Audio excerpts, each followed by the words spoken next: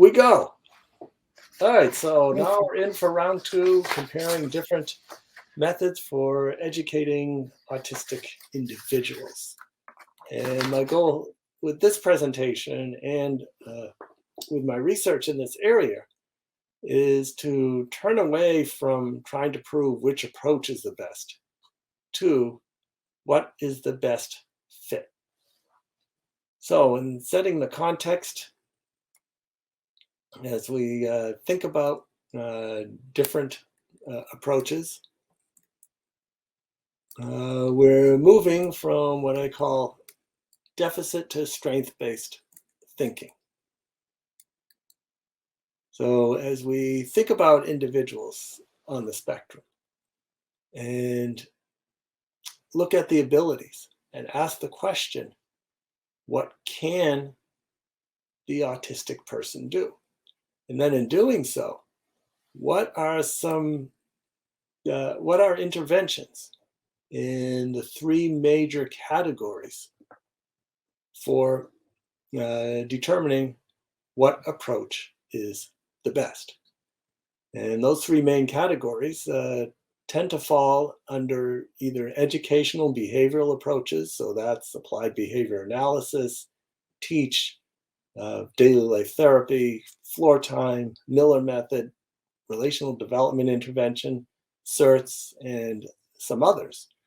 We also have sensory interventions, which I talked about in the previous presentation. And there's also the biomedical realm as well. And what I find is that most people on the spectrum need some support in all of these areas. Now, some will need a whole lot of support in one area. It could be biomedical, could be sensory, it could be educational behavioral. And we need to address these areas first before we can get to the others. And people will have different profiles. And I know individuals who have such sensory issues they can't bear to remain in their skin, and nothing's going to happen until we address these issues. There are others who may have some horrific biomedical challenges that need to be addressed to calm the body down, the physiology of the body, and then we can get to what needs to be done. And as for me, I would say most of my needs were in the educational behavioral area and the sensory. I remember as a child having some digestive issues, but nobody knew anything about different diets and whatnot. And fortunately, they cleared up on their own. So let's take a look at the educational approaches. And what we see here is my doctoral dissertation, because I realized that there were many approaches out there. And wouldn't it be great if we could compare them in some way instead of practitioners of these approaches trying to trash the other approaches and not recognizing that different people have different needs. The autism spectrum is wide, it's diverse, and which suggests that since the diversity of autism is so great, that different approaches are going to help different children. And perhaps the focus should be on matching reasoned practice, well thought out practice, to individual needs. So let's take a look at some of these practices.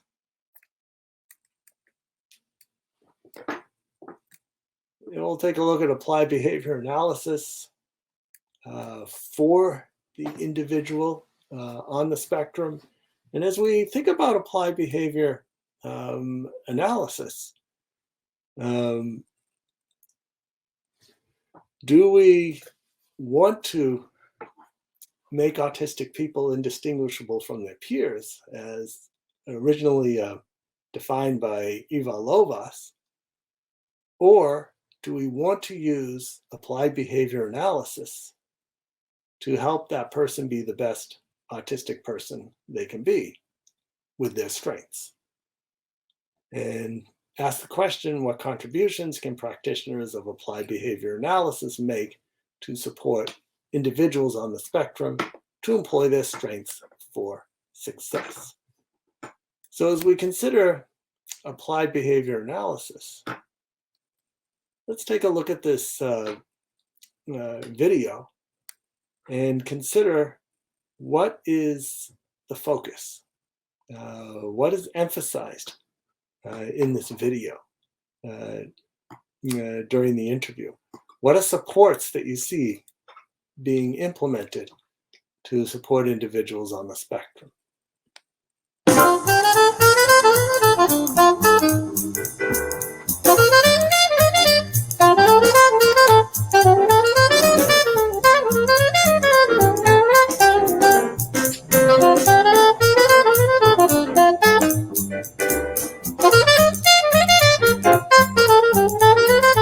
Applied behavior analysis. ABA stands for applied behavior analysis. The goal of ABA is to teach children the skills that they need to learn from their environment. Basically, it's identifying specific behaviors and modifying them and keeping data on them so that you can tell what is changing. Now let's count. 1, 2,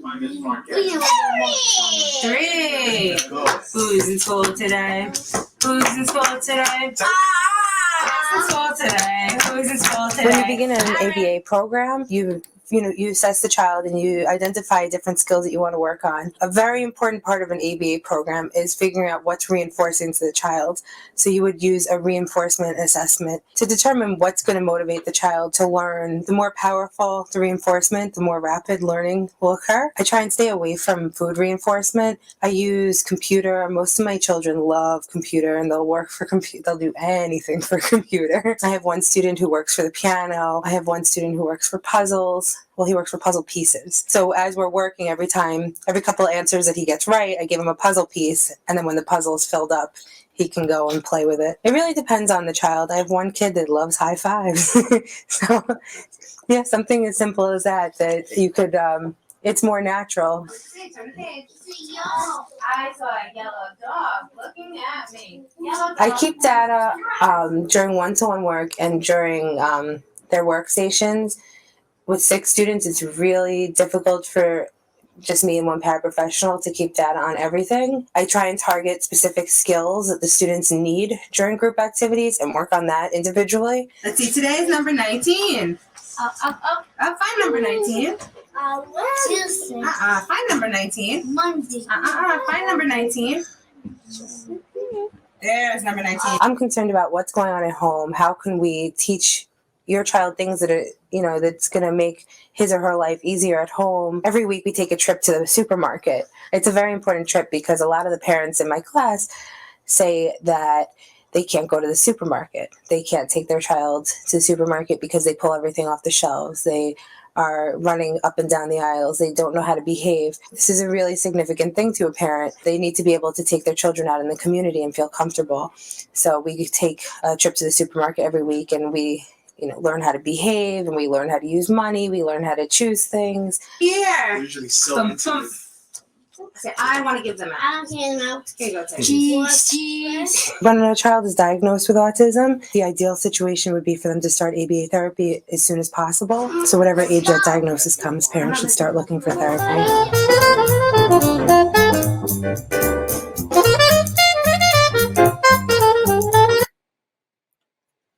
So we see some of the supports, such as visual schedules for that child, prompting. We also see there's a focus on what is the child interested in, and a strength-based way of using those interests might be a way to incorporate that interest into the education of the child. So with a child who likes puzzle pieces, is there a way to use those pieces directly in terms of maybe teaching mathematics? We have 3 pieces, we add another 2, how many pieces do we have? That might be an example. So finding a way to directly use the interest, and that way the interest becomes intrinsically reinforcing as opposed to using it as an extrinsic reinforcer. Now, one of the great contributions made by behavioral practitioners is the concept of the functional behavioral assessment.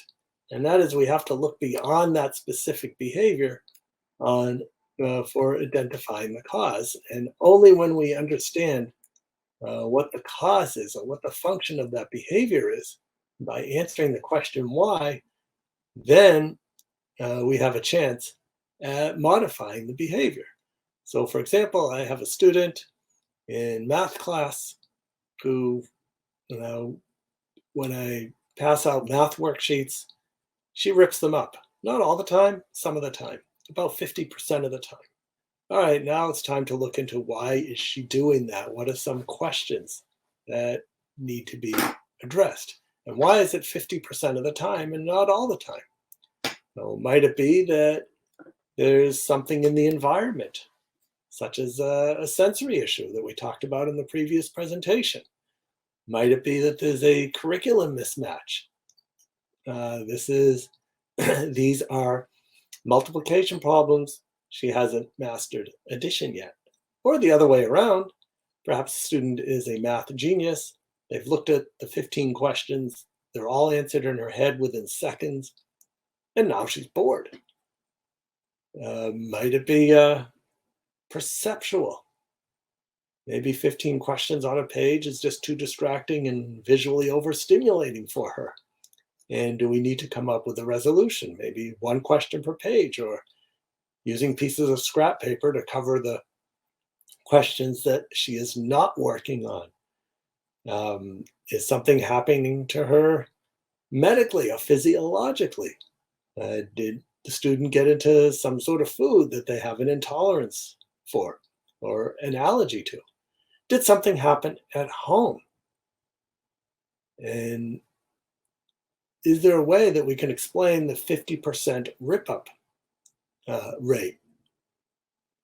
And maybe what happens is I've contacted her parents, and I find out that the student has a favorite cereal she likes to eat in the morning, Fruit Loops to be specific. And sometimes in the morning, the family just doesn't have Fruit Loops. They have Cheerios, which are round like Fruit Loops, but they're definitely not Fruit Loops. And when she doesn't get Fruit Loops, then the rest of the day is off. And this is known as a setting event or a slow trigger. These are important to watch out for. And these are things that occur to the student that chips away at their ability to cope. But you can never see it because it happened before they even got to your class. And it put them, you might say, in a bad mood. So these are things to consider when examining or assessing or analyzing the cause of a behavior. And this is something that can be generalized to any approach. And all the approaches that I've looked at do have a form of functional behavior assessment. However, they might call it something else. And that's a common thing that I see happening between approaches, is that they'll have the same techniques, the same strategies, but they're called something else. So for example, in daily life therapy, the way that behavior is analyzed, they use a protocol called the 3 Ps. First P being prediction. The second one is preparation. And now I forgot what the third one was, but it's the same idea, where you look at or can try to explain why a behavior is occurring. So we look at the next approach. Teach, training and education of autistic and communication handicapped children. Nobody can remember that, so just remember it as teach. So as we consider what teach is, it's a combination of 3 fields: the social, cognitive, and behavioral aspects of behavior, and asking the question, what can we learn about the culture of autism in order to focus on strengths? And one area of strength that teach practitioners commonly identify with is the need for structure and also for visual supports.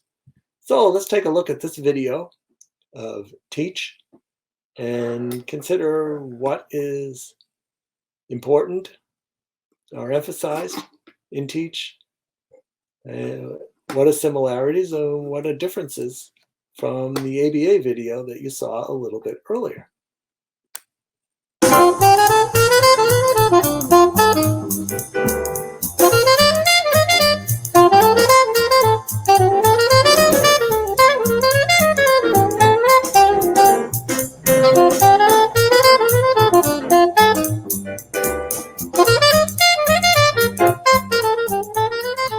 The acronym is the treatment and education of autistic and related communication handicapped children. The primary goal of Teach is to help the child with autism reach his maximum ability by the time he's adult age to be as independent as possible, and for him to be a successful, happy member of the community.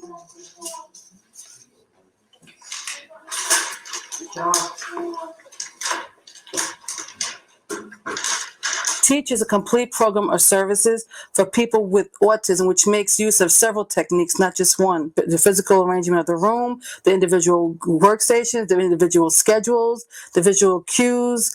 That's all part of Teach. And also understanding the world of autism. You have to know the whole culture of autism. Children with autism are different than regular children. They process things differently. Like children with autism, they learn better visually than verbally. Like if you give them a verbal direction, they may not understand. But if you show them visually the direction, give them a visual cue, it makes it much more clearer to them. Good, okay. And people and animals. Some parents get their children to early intervention, which starts at 2.5, 3 years old. But if not, then they would go into at age 5, when they go into regular school, they would start the Teach program. Our school, we keep them to 21. We keep children with autism to 21. You could use Teach combined with ABA, combined with the Miller method, combined in inclusion setting. You could, different aspects of the program you could use in every methodology. Some students you can see within a week's time, you see the change in the student. Others may take a little longer, maybe a month. Sometimes it takes the whole year. And even if it's a small little progression, that you see, it might be minute, but you do see improvement. Feelings, speech makers when we go out. We have a shuttle. We go to BJ's and Target and McDonald's. It's like if we're doing an art. It's like recreational things. So this is a book that would go home with the kids. I would definitely recommend Teach for all children on the spectrum. There's many aspects of Teach that can be used that can benefit all children, such as the physical arrangement of the room, the individual schedules, the workstations, the visual cues. All students could benefit from that. I think you told us everything you wanted. You want White Castle, you want Baskin Robbins, and you want Popeyes. All right.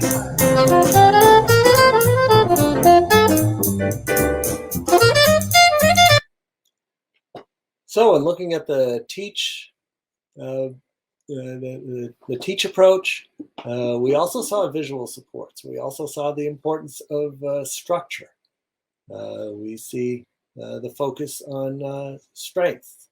We need to be asking, what can the autistic person do? We also saw the visual supports, as I mentioned earlier. And as we consider Teach, there is that need for structure. So here we see a common type of structure that's set up for folding pieces of paper and stuffing them into envelopes. And everything is set up in such a way that it becomes clear the work process, going from left to right for Teach. So as we continue looking at different approaches, we also have daily life therapy. And this comes from Japan. It probably should really be called a daily balanced living, because the focus is on living a balanced lifestyle. So let's take a look at this video. Again, what are the contrasts with the videos that we've seen earlier? And then we'll talk a little bit more about the approach.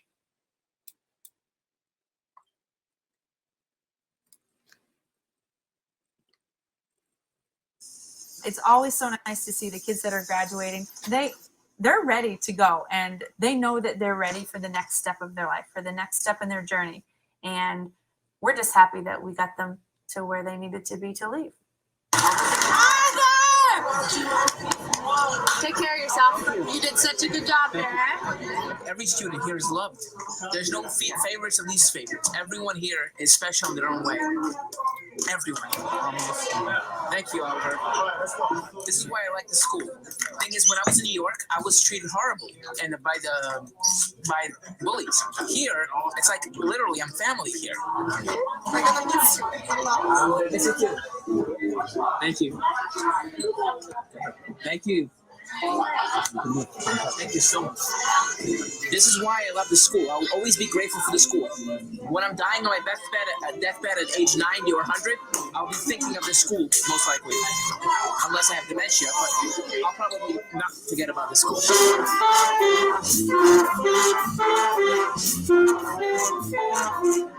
The school has really motivated my self-esteem to a new height I've never seen in my life.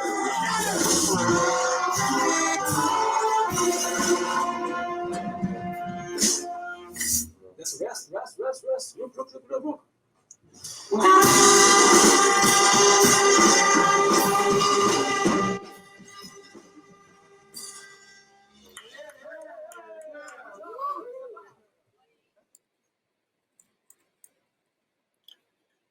So with daily life therapy, this is an approach that comes from Japan. If you go to the Musashino Higashi Gakuen, you will find a 2,500 student elite regular education private school. At least most people consider it as that. However, for one of us, should we observe in the school, we would note that about 30% of their students are on the autism spectrum. And they're included and do the same thing as everybody else. And this is a unique aspect about this approach, and that is it's used for both regular education as well as autistic education. In Boston, there's a smaller branch of the school where there's about 160 students. All of them are on the autism spectrum. So as we consider what daily life therapy is, the student is first introduced to the school and the routines that occur in the school. There are 3 pillars to daily life therapy. The first one being physical activity. The day starts with a 2-mile jog around the school.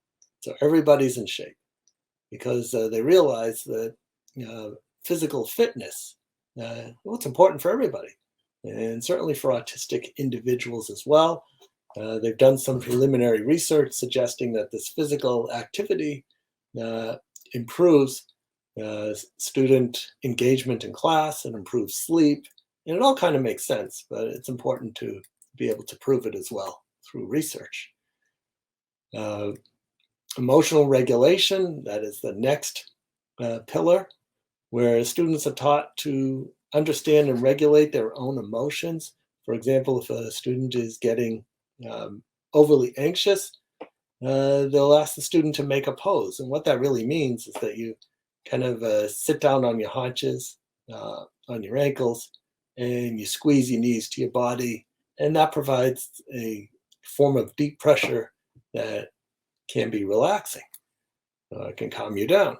And then the third pillar is intellectual stimulation with education using a school curriculum. And as you saw in the video, there is a strong emphasis on music, physical education. There's also art and vocational education, because practitioners of daily life therapy realize that autistic students, children, grow up to be autistic adults. And then what are they going to do when they move into the community? So they have an excellent track record in terms of employment in the community after graduation. And they've also started a sort of graduate program where students who have graduated come back to the school for social interaction and enjoyable activities. So as we consider continuing to look at daily life therapy. There is that focus on structure, building confidence, bonding with others, and also the recognition for the need of routines, building of self-esteem, and providing needed supports. And the student then realizes they're part of a caring community. Other things that are taught is, what do you do when you have nothing to do? So what do you do for your leisure time? And in that way, the student is productive and has a good feeling of productivity. So the next approach we'll look at is the Miller method. And as we move on to the Miller method, we're transitioning from the behavioral approaches, so approaches that focus on analyzing and studying behavior and then making modifications through a system of reinforcers and, well, not so much punishments these days, but that was the theory, reinforcements and punishments. Now undesired behaviors tend to be ignored more as opposed to actively being punished. And so we transition from the more directed and high control, adult-led, therapist-led approaches to the developmental approaches, which focus more on where is the child, where is the individual developmentally, and asking the question, or in case of the Miller method, is how does the autistic person perceive the environment, which suggests that there is a large occupational therapy or sensory aspect to the Miller method. So let's take a look at this Miller method. And again, what are the contrasts? What are the similarities? What are the differences in terms of what you see in the video from the previous videos?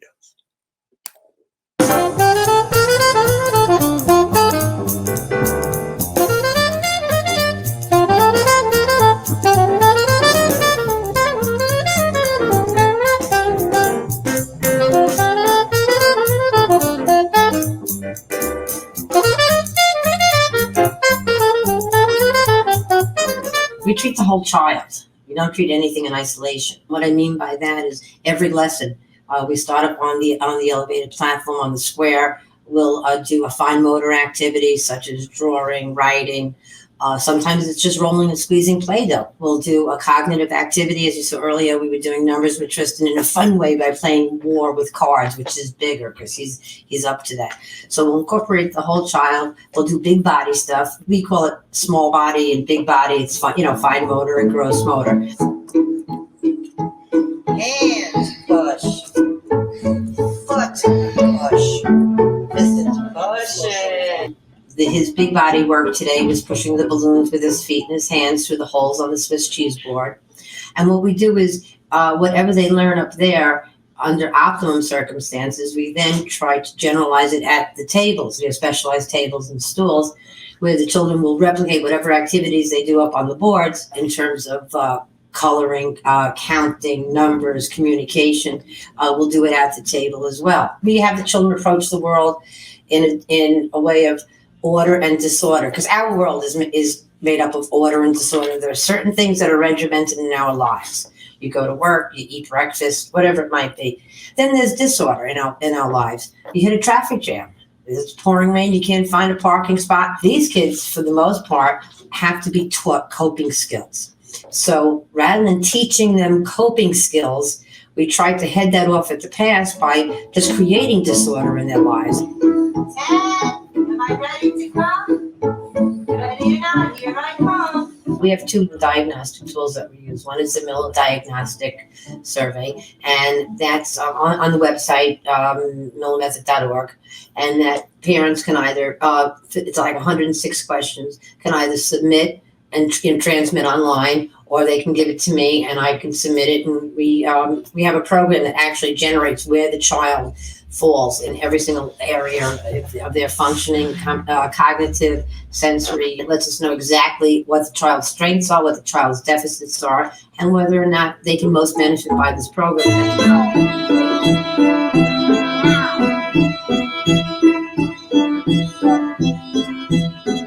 I would absolutely recommend Miller Method to parents of all children on the spectrum. Every child can benefit by it. As I said before, a child that is very, very ritualistic will show progress within 3 sessions. A child that is not involved in objects at all and is not involved with people, it'll take longer, a few months perhaps, but every child will make progress. What's the primary goal of the Miller Method? To make the children come alive, to make them come alive, to want to be a part of our world, to be able to function and communicate with us, and let them come into their own, to give them that foundation.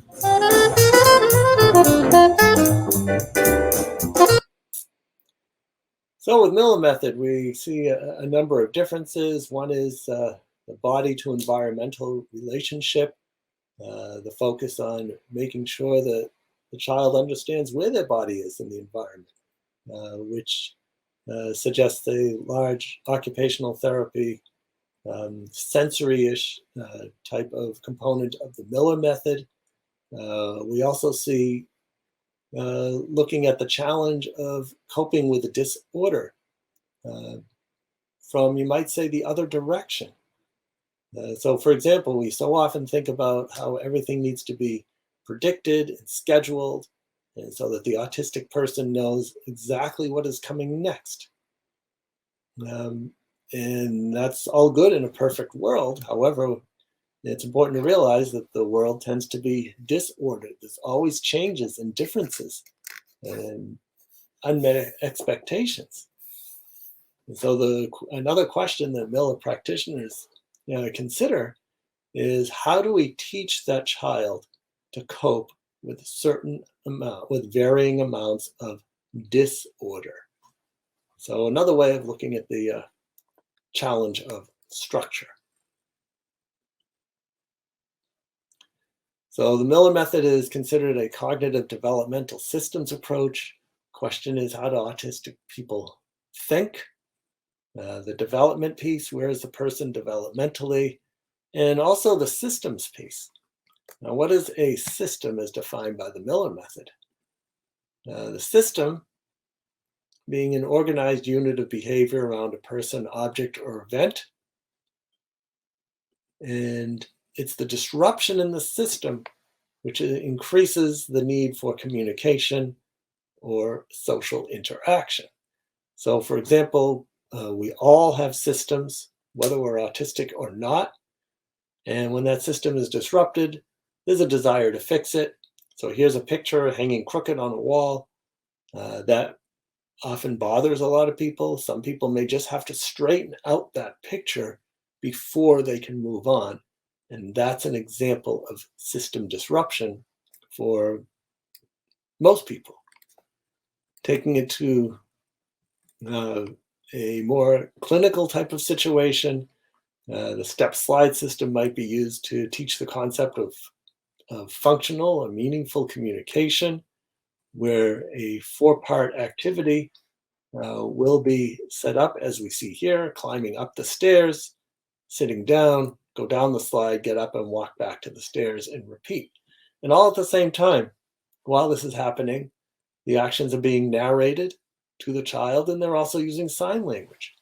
And then what will happen is that this activity will be stopped at a place of what is known as a maximal tension. And that is, where is the child most want to continue the activity if you suddenly stop the whole thing? And that place of maximal tension is right at the top of the slide. Child is hitched forward, about to go down, and a practitioner will put their hand in front of the child's chest and say, stop. So most of us will say, well, that will cause a meltdown because we stopped an activity. Well, yes, it will. However, the art of the Miller Method is to realize that before that meltdown occurs, there will be a communication. And it might be an approximation of the word down. It might be a finger pointing down, the sign language to go down. And as soon as that is seen, the child goes down the stairs and then repeats. And what that does is help educate the child on the function of communication by disrupting the system of sliding down the stairs.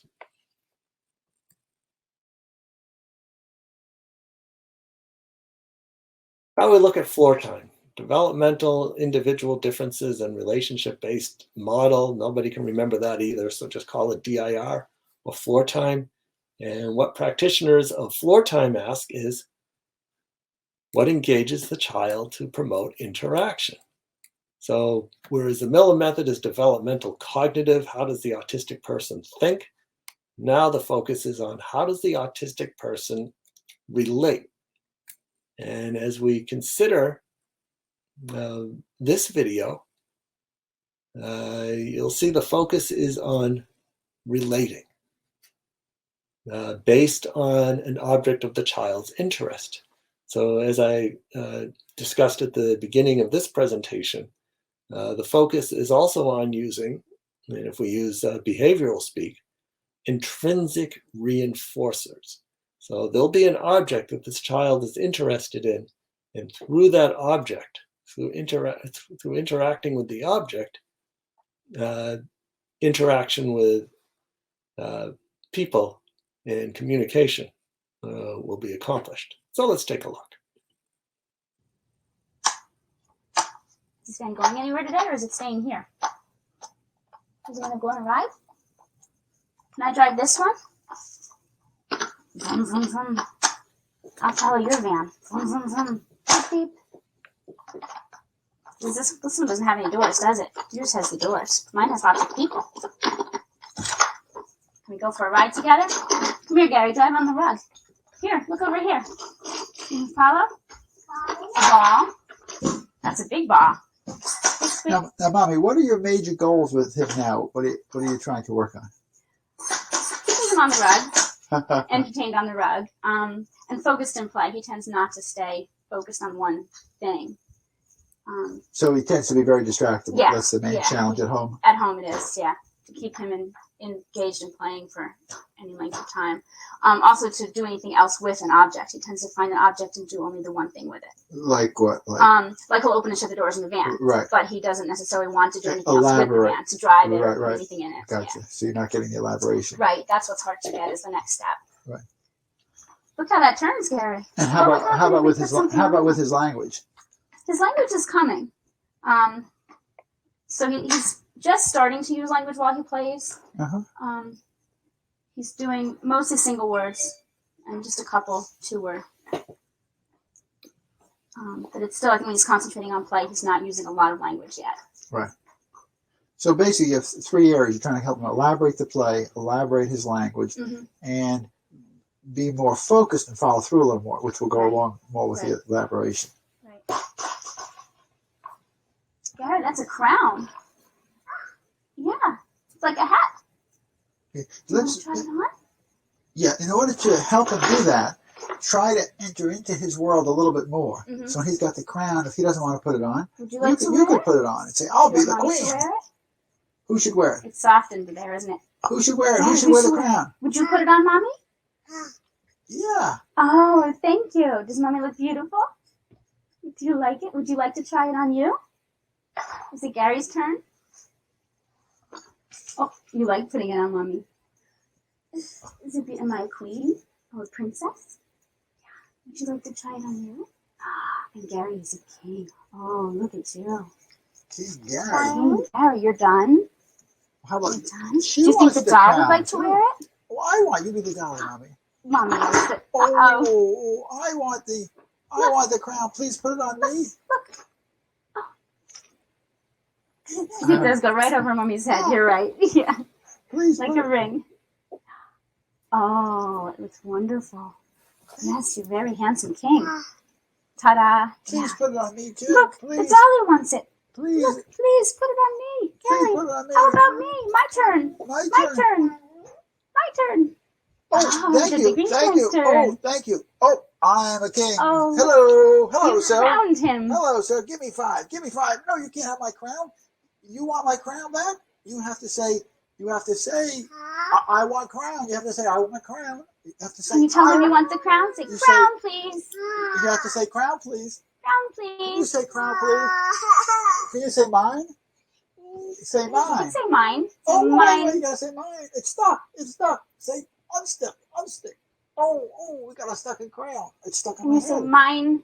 Can you say mine? The magic word is mine. Can you say my crown? Yeah! You said mine! Done. You see, we got a lot of interaction around the crown. He stayed with that much longer than he stayed with anything else before that. The key was that you had joined him. And the thing he was fascinated with, and made a little game out of it. He wore it, you wore it, and he put it on me.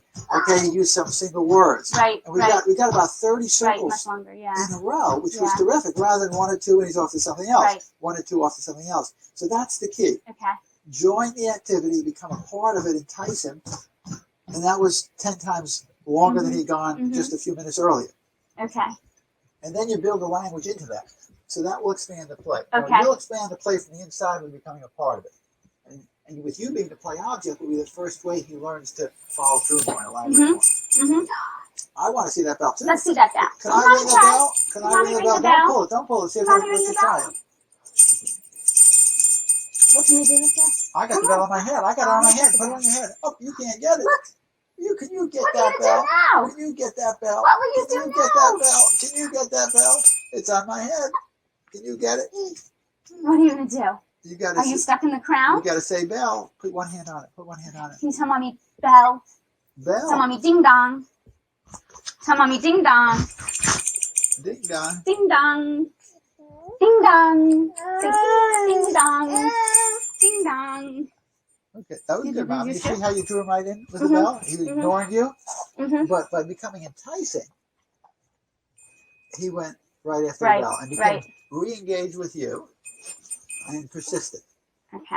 So you're going to constantly tease him, tempt him, entice him back. Okay?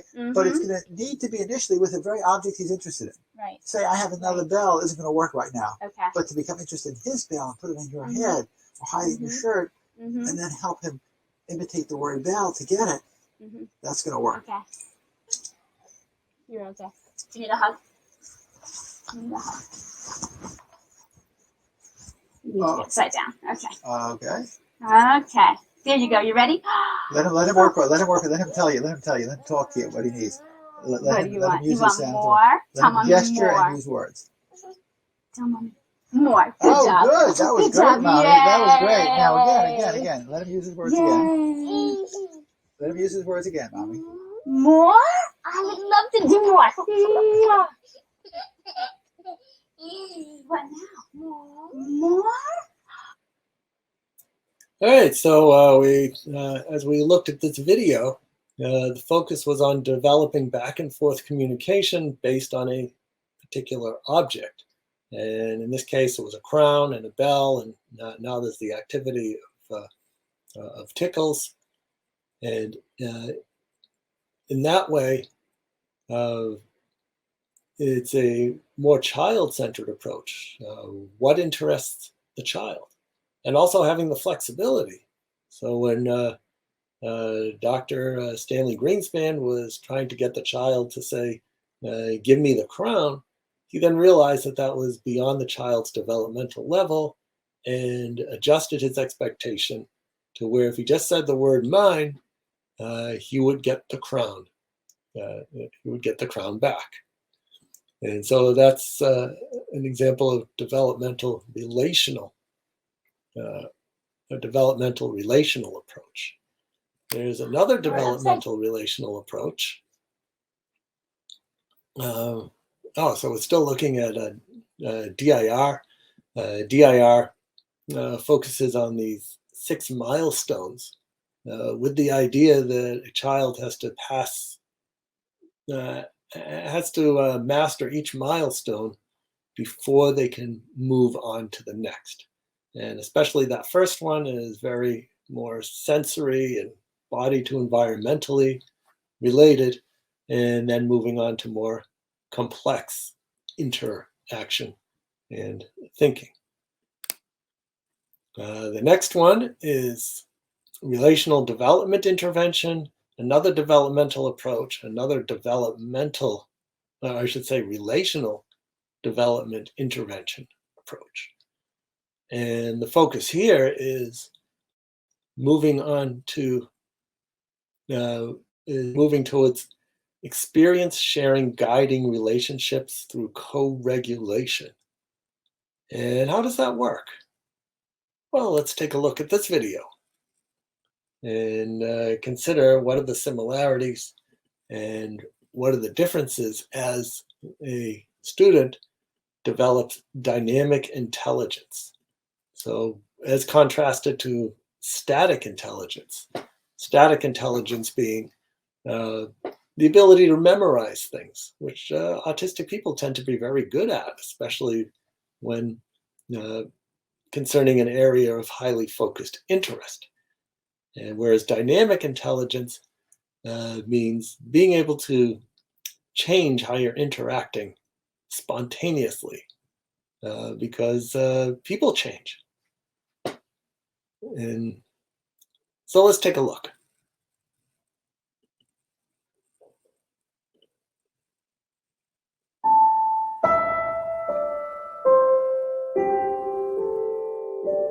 Providing experiences for the child of what we refer to as personhood is probably the most important goal of guiding. And so we emphasize teaching you how to provide experiences for your child where your child can perceive himself as a competent person.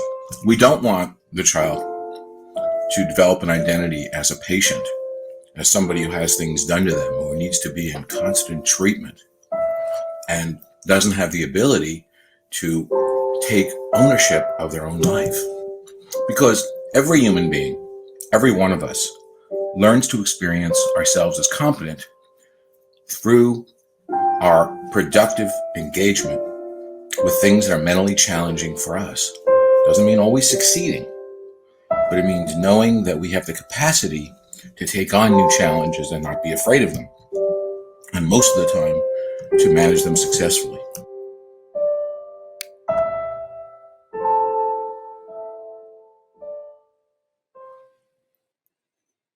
So a slightly different twist on the developmental relational approach, the guiding relationship, and in that way, guiding and educating the child to successfully interact with others. The final approach that will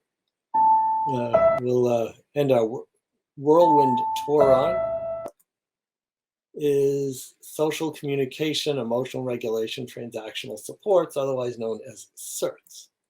And with CERTs, there's nothing really new here, except the concept of thoroughly assessing support needs of an individual and then employ existing strategies according to that person's unique profile.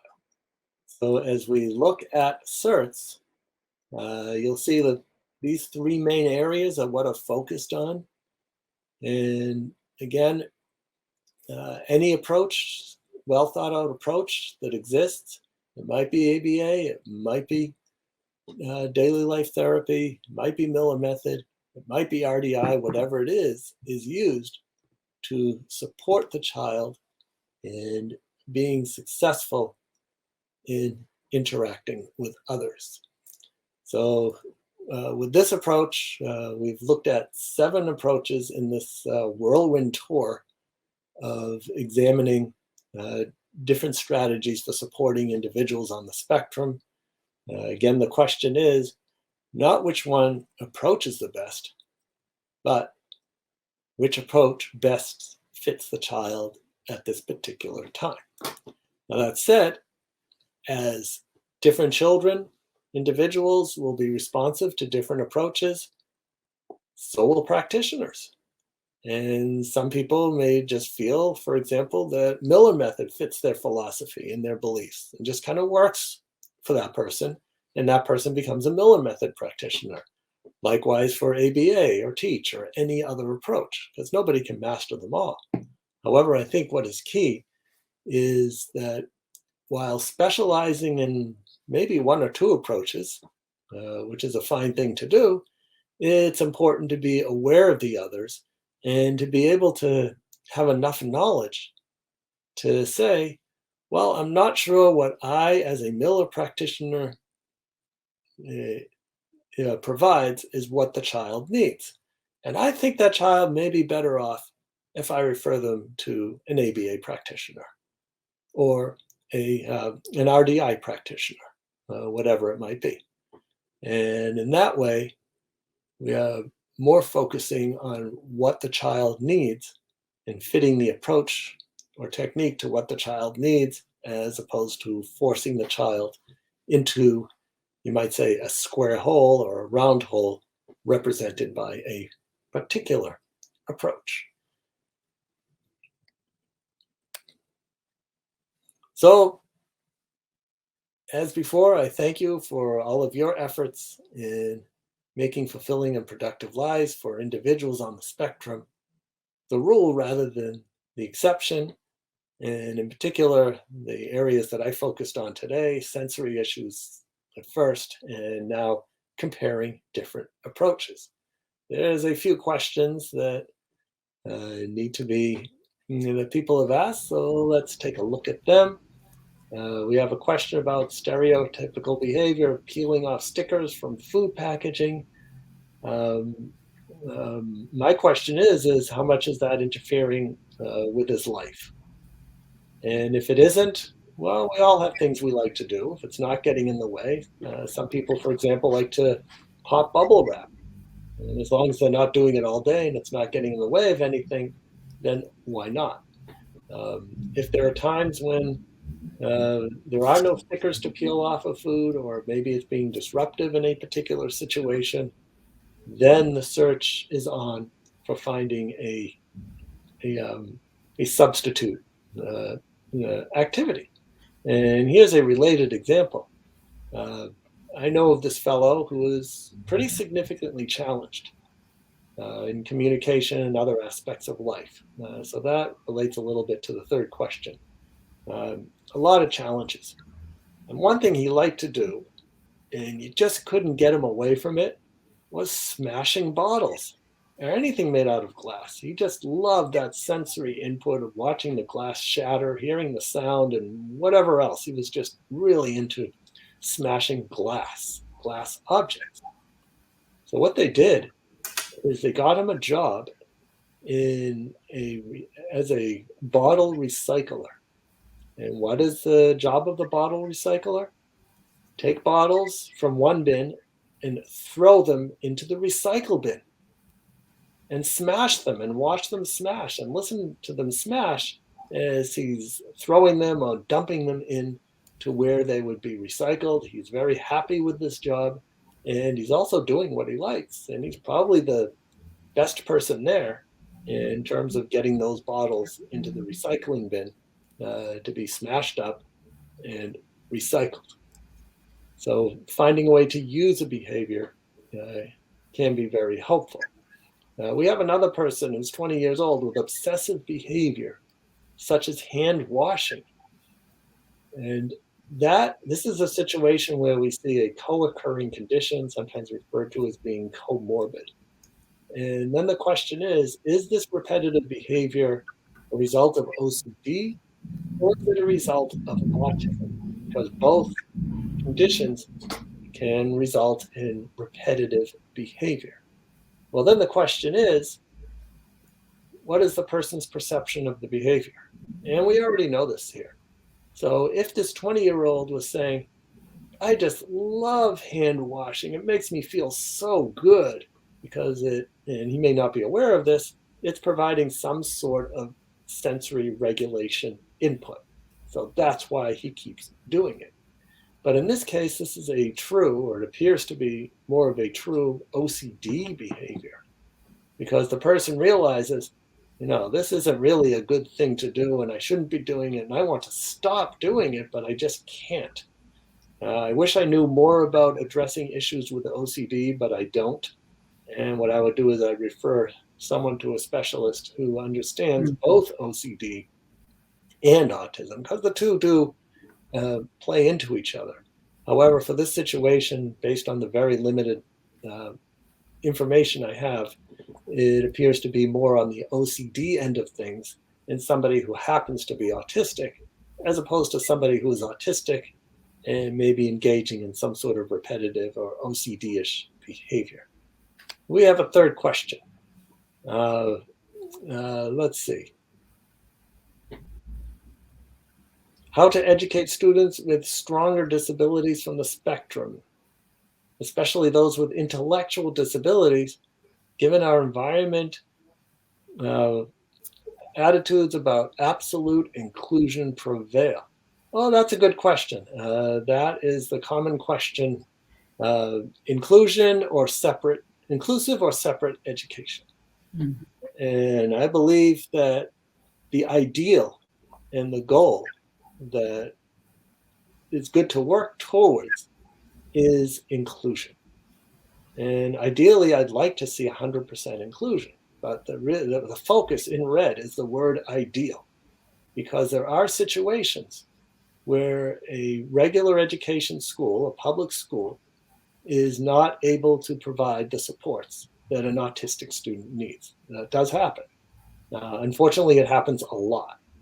And for these situations where there just aren't the resources in regular education to support the autistic individual, we can generalize that to the person with a disability, then a separate placement is appropriate, and there is a rule.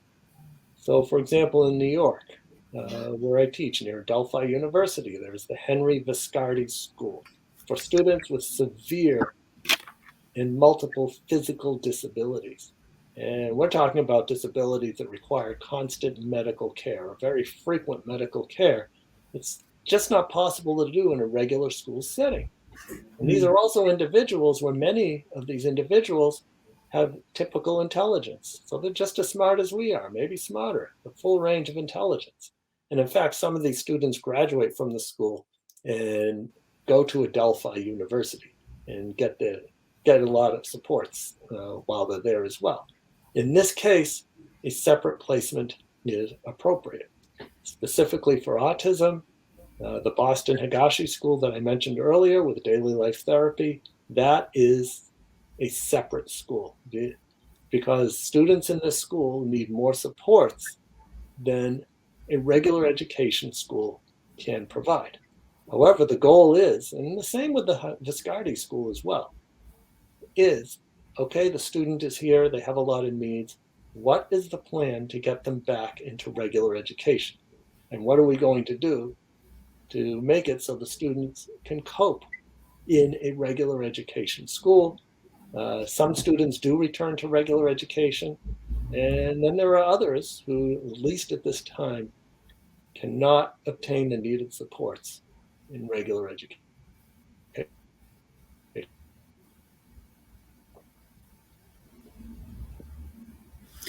Yes, thank you. Thank you so much, Dr. Shore. There is so many questions for you that we received, and we're not gonna, keep you any longer, because you will probably stay here for another 2 hours just answering questions. So what we will do, we will filter those questions out, and we will send you some of them to your email. If you can answer some, that would be great. All right, that sounds good to me. And yeah, thank you so much. It was such a very, very interesting. The time passed so quickly, those 2 hours, I must admit, at least for me. Well, thank you. So I hope I'll see you sometime after COVID pandemics. Oh, I hope so. I look forward to presenting at this conference in person, face to face. Yes, we all do. All right. Okay, take care of yourself. Bye. You too. Bye-bye.